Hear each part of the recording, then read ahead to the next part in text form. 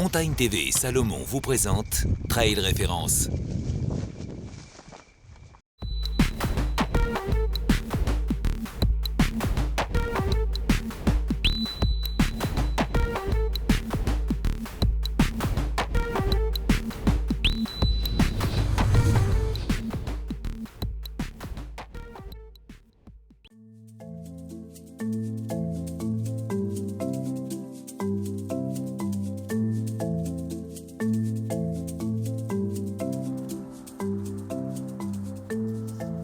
Bonjour à tous, soyez les bienvenus dans ce nouveau numéro de Trail Référence, l'émission qui vous dit tout sur le trail. Et cette semaine, je peux vous dire que nous vous avons sélectionné la crème de la crème. Vous êtes prêts? Alors c'est parti, sommaire. Vous découvrirez l'actu trail du mois avec l'Otter Trail en Afrique du Sud, le trail des Glières dans les Alpes ou encore le Grand Trail de la Réunion. Nous avons aussi sélectionné pour vous nos meilleurs portraits de l'année comme Dawa Sherpa, Seb Chéniaud, Maud Gobert, Anna Frost, Julien Chourier ou encore François Den. Et pour commencer, place à la découverte et à la beauté avec Lubaï, Signes, Beaujolais, Font-Romeu, Guerlédan et Belle-Île-en-Mer.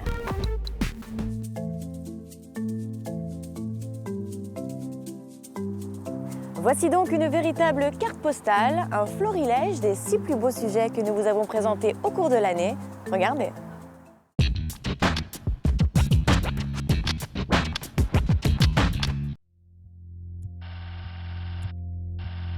Première destination, la vallée de Lubaï pour le trail du même nom, une course 100% nature qui croise la route des marmottes, des chamois ou encore des bouquetins. 3 parcours vous sont proposés, un 12 km très accessible et ouvert également aux randonneurs, un 23 km pour tous les trailers et un parcours élite de 42 km et 2500 mètres de dénivelé positif, plus engagé. Après une partie roulante au début, on attaque la montée, il y a plusieurs cols à passer et un secteur plus technique à 2500 mètres d'altitude, avec une barre rocheuse à franchir, mais qui est équipée par des mains courantes.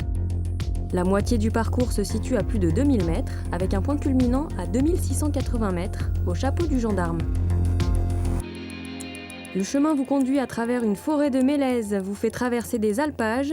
Une descente franche vous ramène à Barcelonnette par le parc de la Sapinière. On peut parler d'un trail alpin par excellence, sur des chemins accidentés, aériens par moments, avec des vues à 360 degrés sur l'une des plus belles vallées des Alpes du Sud.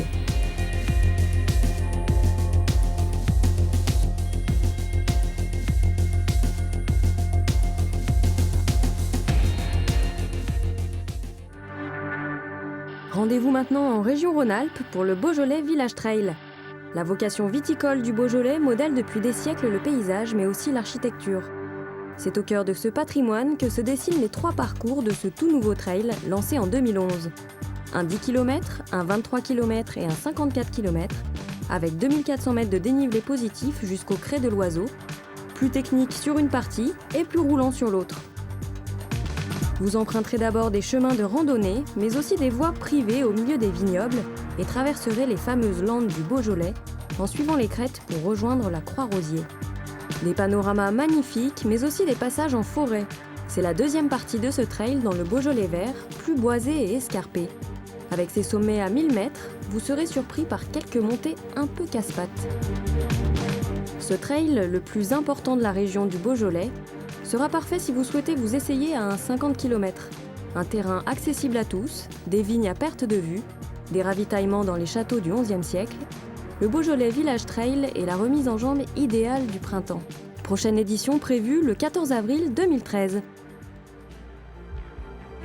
On embarque pour Belle-Île-en-Mer à 45 minutes du continent par bateau. Avec ses paysages à couper le souffle et ses 84 km de sentiers côtiers, la plus grande île bretonne possède tout ce qu'un territoire peut offrir aux amoureux du trail. Le parcours ultra du Belle-Île Trail se divise en 4 tronçons. Le premier, assez roulant, va de Palais, chef-lieu de l'île, jusqu'à la pointe de Cardonis, en passant par la plage des Grands Sables. À partir du deuxième tronçon, le parcours s'éloigne par moments de la côte, entre dans les terres et traverse plusieurs villages. Vous entamez une partie très technique où s'enchaînent montées et descentes dans les vallons, un sentier étroit qui suit une côte taillée comme de la dentelle. Un vrai calvaire breton. Le troisième secteur longe la côte nord-ouest de l'île. Il relie Port-Coton à la pointe des Poulains en passant par le grand phare de Goulfard. Quand vous atteignez le petit port de pêche de Sauzon, il ne vous reste plus que 10 km avant l'arrivée, mais peut-être les plus difficiles. Le prochain Belle-Île Trail aura lieu le 23 septembre 2013. Il vous reste donc un peu moins d'un an pour vous entraîner et tenter de battre le record de Christophe Mallardet en 6h45 minutes.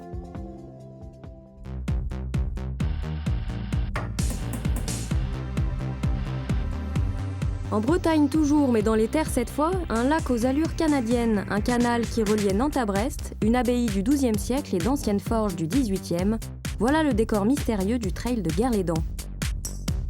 C'est l'histoire d'une bande de copains qui venaient se balader ici, qui a eu envie de révéler à tous le secret de ces paysages et de faire découvrir un fabuleux terrain de jeu aux trailers du Grand Ouest. C'était il y a 13 ans, aujourd'hui le trail de Guerlédan a fait sa trace avec ses 58 km et 1700 mètres de dénivelé positif. Partis autour du lac, les trailers abandonnent vite les chemins de halage pour s'enfoncer dans les sous-bois de la forêt de Guarec. Ils attaquent les premiers single tracks, le terrain est accidenté mais le chemin est bien balisé. Vous êtes entraînés, battez le record de Laurent Jaffre en 4h55. Si vous souhaitez vous initier au trail, il existe d'autres parcours de 23 et 12 km et 2 courses pour enfants de 1 et 2 km. Pour continuer à partager le plaisir, une nouveauté en 2012, le parcours duo en relais. À vos agendas, la prochaine édition du Trail de Guerlédan aura lieu le 19 mai 2013.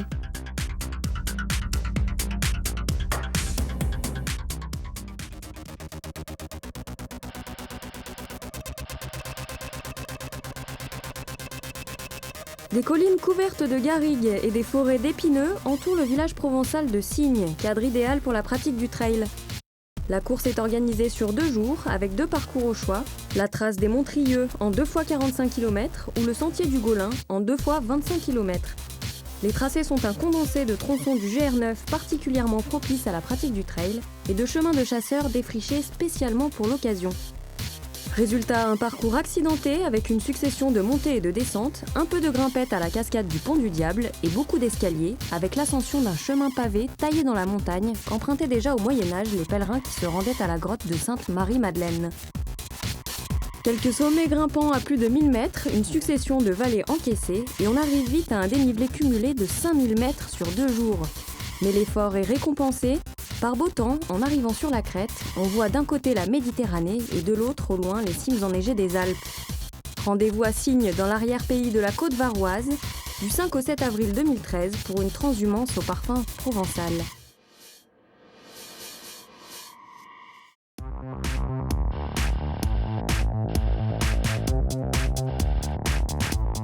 On termine ce tour d'horizon sur les hauts plateaux des Pyrénées-Orientales avec un parcours déjà renommé, la Kilians Classic. Départ en plein centre de Font-Romeu, direction les hauteurs de la station à 2200 mètres. On atteint le lac des Bouillouzes, un véritable écrin au cœur du parc régional des Pyrénées catalanes. Ces paysages d'altiplano propres aux Pyrénées offrent une vue toujours ouverte sur des panoramas peu encaissés, baignés de 300 jours de soleil par an. La Kilians Classic, créée avec Kilian Jornet, propose 45 km de terrain très varié, des pentes faciles à courir, pas de gros murs, mais 2400 mètres de dénivelé cumulé tout de même. 5 autres parcours de trail existent aussi pour tous les niveaux, au départ de Font-Romeu. L'objectif pour la station, faire profiter aux touristes comme aux initiés des plus beaux parcours balisés. Avec plus de 1200 participants pour sa 2e année d'existence, la Kilians Classic a de beaux jours devant elle. Et si l'attente jusqu'en juillet est trop longue, rendez-vous très bientôt pour sa version hivernale, la Romefontaine, les 19 et 20 janvier 2013.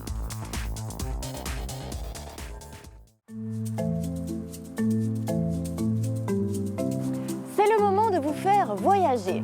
Des Alpes à l'Afrique du Sud, en passant par l'île de la Réunion, voici toute l'actualité du trail. Accrochez vos ceintures.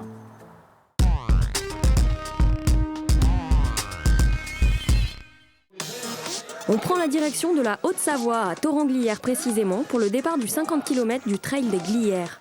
Le 7 octobre dernier, pour sa 2e édition, plus de 750 trailers étaient venus braver les conditions météo très rudes de ce début d'automne. Un passage à 2000 mètres d'altitude à la pointe des Soudines, sous le brouillard et le vent, occultait la vue magnifique qu'offre ce point de vue sur les Aravis. L'homme en forme du jour, c'est Arnaud Lejeune qui remporte le 50 km avec plus de 3000 mètres de dénivelé positif. Après j'ai rattrapé tranquillement le deuxième et puis après au 20e je me suis pris une monstre boîte avec les conditions. J'ai pensé pas repartir et puis au mental je suis reparti tranquillement, j'ai trottiné, ça m'a réchauffé la machine et après j'avais bien les pattes et j'ai pu rattraper le premier qui était un peu mal à la fin.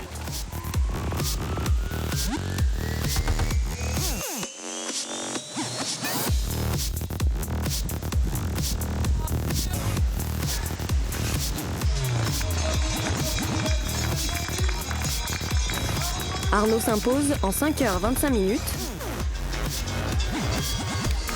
Chez les filles, Laureline Gossens boucle ce parcours en 6h20.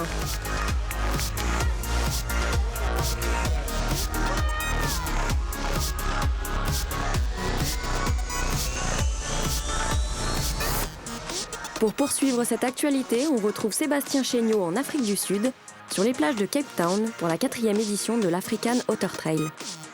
Ce trail atypique de 42 km emprunte des sentiers techniques très sauvages, exclusivement ouverts aux 400 trailers sélectionnés pour cette aventure.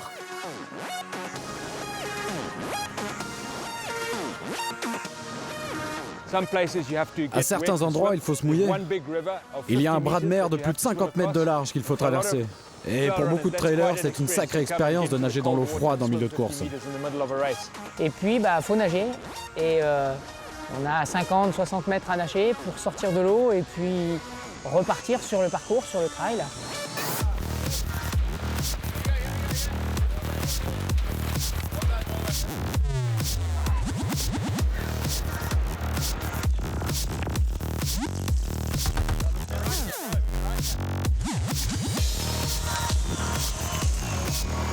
Cette année, le record est signé Yann Donvoshop en 4h23. Sébastien Chéniaud, affaibli par des crampes, finit 7e au classement général. La saison automnale, c'est également le rendez-vous des grands classiques du trail. La Diagonale des Fous à La Réunion en fait partie. Le 18 octobre, pour ce 20e anniversaire, l'organisation avait innové avec une distance de plus de 170 km et 11 000 mètres de dénivelé positif. Chez les filles, l'expérience s'avérera payante. C'est Émilie Lecomte, la détentrice du record du GR20, qui s'impose en 33h et 33 minutes. Comment ça va ce départ? Écoute, rapide comme d'hab, mais la pluie ça fait du bien là. Ça rafraîchit. Kylian Jornet, lui non plus, ne pouvait manquer ce rendez-vous. Largement à la hauteur pour relever le défi, il s'impose en 26h33 devant Antoine Guillon, l'expert de la Diagonale, avec plus de 5 places dans le top 5, dont 3 podiums. Une semaine après, c'est à Millau que se tenait le rendez-vous du trail running français, avec la grande course des Templiers et plus de 2200 participants.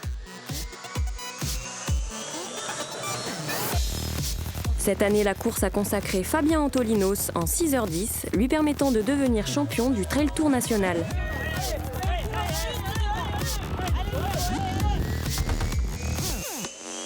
Chez les filles, l'Espagnole Núria Picas remporte cette édition en 7h16.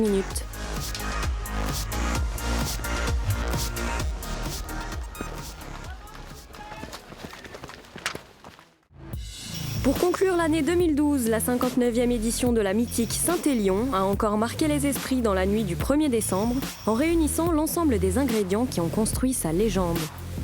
Les 12 000 coureurs inscrits sur les différentes formules, dont près de 6 000 sur le raid solo de 70 km, ont eu en effet à affronter des conditions hivernales particulièrement rudes avec un froid vif, une neige abondante sur le versant stéphanois et un terrain particulièrement difficile et piégeux.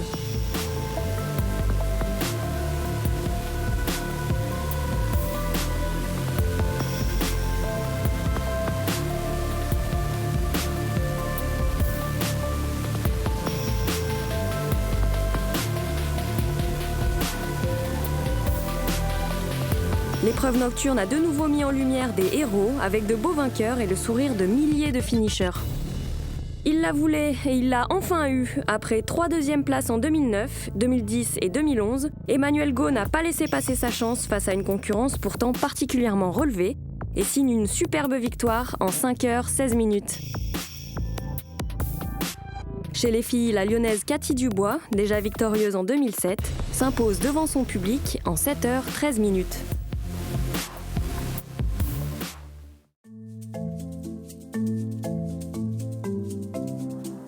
Comme vous le savez, tout au long de l'année, nous avons rencontré les plus grands trailers de notre génération et tiré leurs portraits.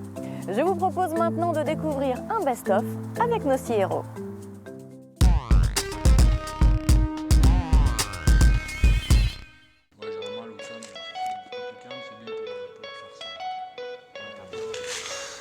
Les écouteurs, ça va? Hein? Ouais, super. Ouais, super.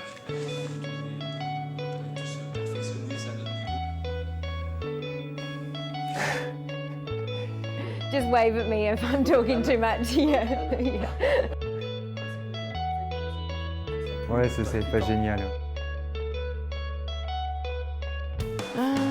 Tu veux que je dise quoi? Pas évident comme ça, attends. Moi, ce que j'aime dans le trail, c'est vraiment d'être dans la nature, et des efforts assez longs pour découvrir du paysage. Le trail, c'est pour moi, c'est avant tout l'amour de la nature. Faut que ça reste un plaisir. Qu'on se retrouve face à soi-même.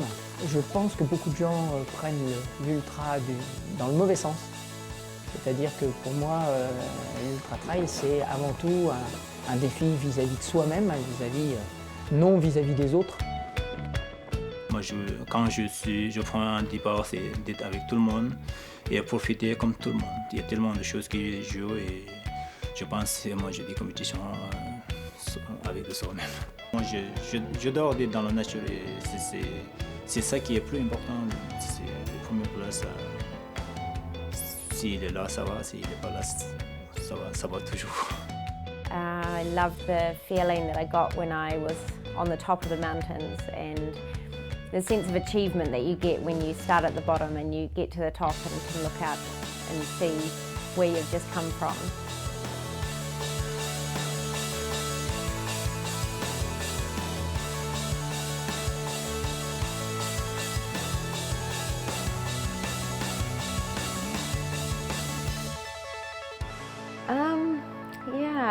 I think in the interview you may have asked me, are you ever going to do an ultra even? And I said, no, I don't think so. When I did it. I hated every second of it. But then afterwards, it was a good 5 or 6 months afterwards, I realized that it was quite incredible and I did go to a really different place in my mind and physically. Il n'y a jamais et il n'y a pas d'acquis. Dans le trail, tout est difficile, les montées, les descentes, ils sont difficiles. Même si on est vraiment préparé, c'est pas dit, on va y retrouver.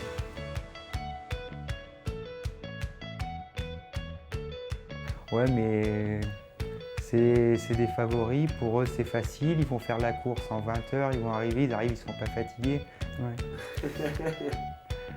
Non, mais derrière, c'est énormément de travail et d'entraînement qui est accessible à tout le monde. Et Tu veux que je remette une couche? Ouais. Oui, je peux. You need a sign, stop.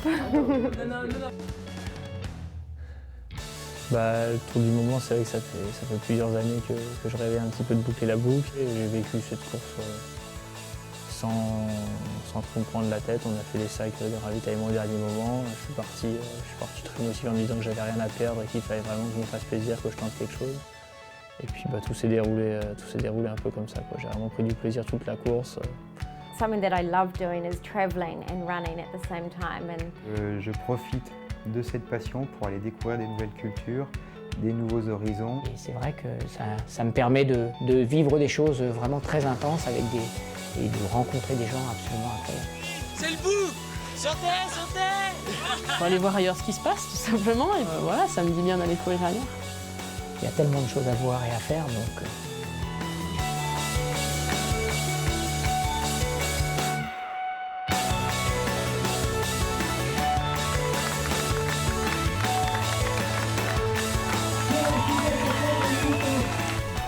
Allez, viens les guster.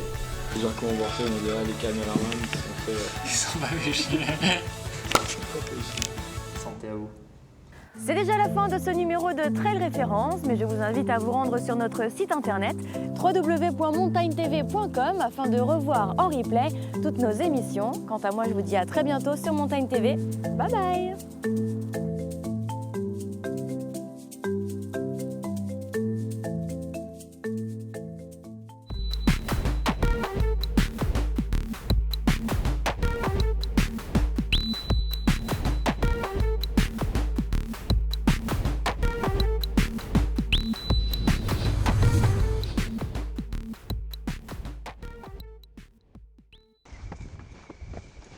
Montagne TV et Salomon vous ont présenté Trail Référence.